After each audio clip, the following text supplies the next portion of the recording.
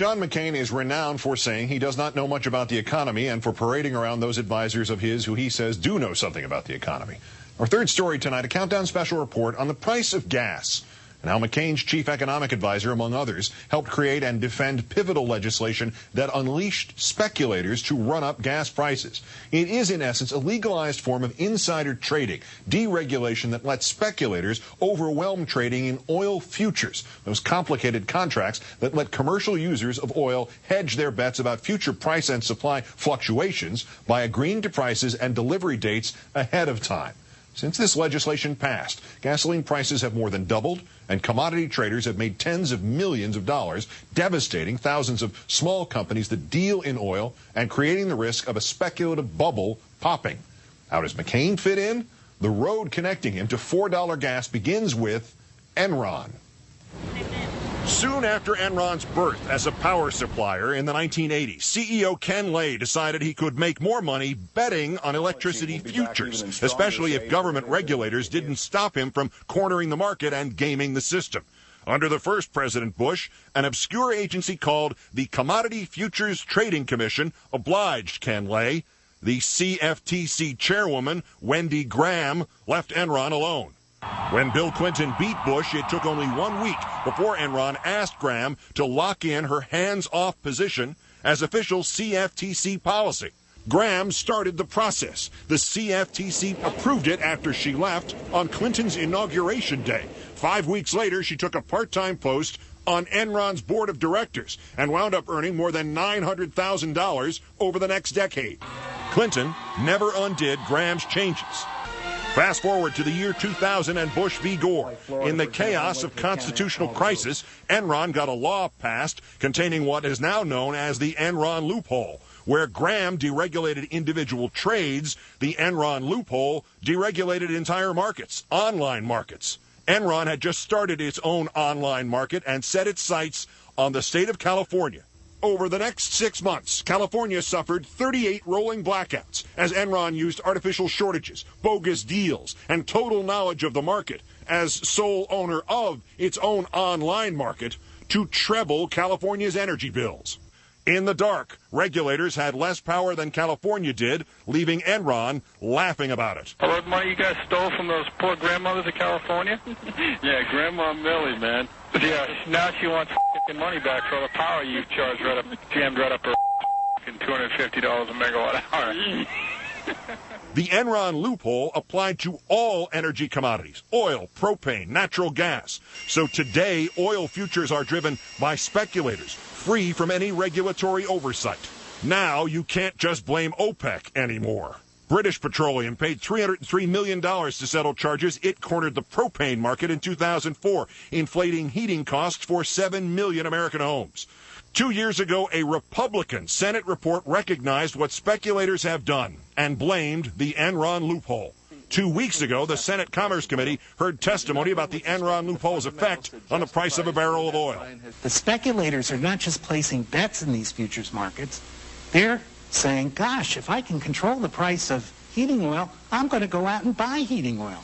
So you have Morgan Stanley is the biggest heating oil owner in New England. The idea is to put the words energy back in so that we can actually go back to where we were before this, what Dr. Cooper calls the foolish but affectionately called Enron loophole, got put into the law. Yes, overnight that will bring down the price of crude oil. You get at least a 25% drop in the cost of oil and a corresponding drop in the cost of gasoline. Some people estimate 50%. The speculative bubble in petroleum markets has cost the average American household about $1,500 in increased gasoline, natural gas, and electricity expenditures in the 2 years since the Senate Permanent Committee on Investigations first called attention to the problem. The Senate knew about this problem 2 years ago. John McCain seemed to understand this problem even earlier. In 2002 and 2003, he voted with the minority to close the Enron loophole. We're all tainted by Enron's money, he said. Enron made a sound investment in Washington. It did them a lot of good. Where they really do well is around the edges, the insertion of an amendment, the Enron loophole, into an appropriations bill. But for most of this campaign, McCain has offered explanations other than the influence of speculators and remedies other than regulation?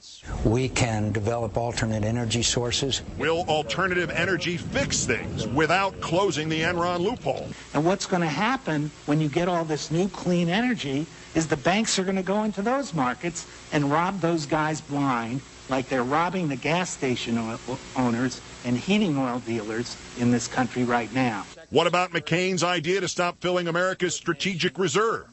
These institutions acting as a herd are accumulating much larger, or setting aside much larger reserves than the strategic reserve is. It's a multiple. John McCain doesn't talk about the Enron loophole anymore. One McCain advisor reportedly said he no longer even has a position on it. And when the bipartisan Farm Bill shut the Enron loophole last month, John McCain opposed the Farm Bill, citing its spending levels. What changed? Since 2006, John McCain's top economic advisor has been former Texas Senator Phil Gramm, husband of the former CFTC head who then joined Enron. McCain chaired Graham's 1996 presidential race with Ken Lay as regional chairman. It was Graham who passed the Enron loophole, partially written by Enron itself, with no hearings, with no debate. It was Graham who stopped Democrats from closing the Enron loophole, and it was Graham who became vice chairman at the Swiss financial firm UBS in 2002, less than a year after UBS bought the shattered remains of Enron's energy trading arm. Federal lobbying forms reviewed by Countdown show that Graham lobbied Congress about commodity trading rules in 2006, and that his company, specifically his former aide John Savercool, now a UBS lobbyist, lobbied the Senate as recently as last year against the Close the Enron Loophole Act, without actually calling it that. McCain's finance co-chair, Wayne Berman, lobbied just last year for Chevron and for the American Petroleum Institute against the Price Gouging Prevention Act. And this year, the lobbying firm for which Berman serves as managing director was hired by the New York Mercantile Exchange to lobby against the Close the Enron Loophole Act. In fact, McCain's top campaign advisor, controversial lobbyist Charlie Black, was paid $140,000 by J.P. Morgan back in 2000 for the sole purpose of lobbying Congress to pass the Commodity Futures Modernization Act, the same act that contained the Enron loophole.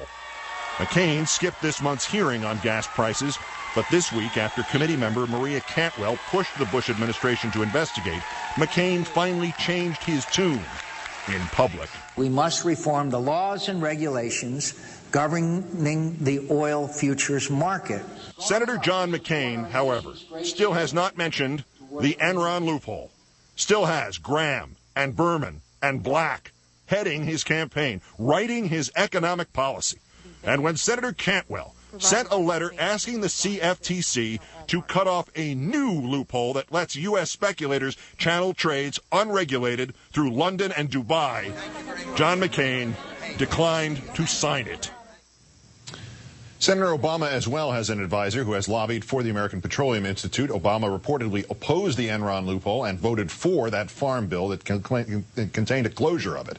In an email today, the McCain campaign did not address our reporting on his advisors, but pointed instead to his 2003 vote against the Enron loophole and said, quote, Senator McCain's opposition to the farm bill had absolutely nothing to do with this issue, but rather the billions in pork barrel projects and subsidies in the bill that are sure to do more harm than good for most farmers, consumers, and taxpayers. For the second time in 5 days, this capital city seemed to come to a stop in memory of Tim Russert. Moving, poignant, sad, and miraculous. Even if it was just a coincidence, we'll all take it. The Russert Memorial and the Russert Rainbow. Ahead on Countdown.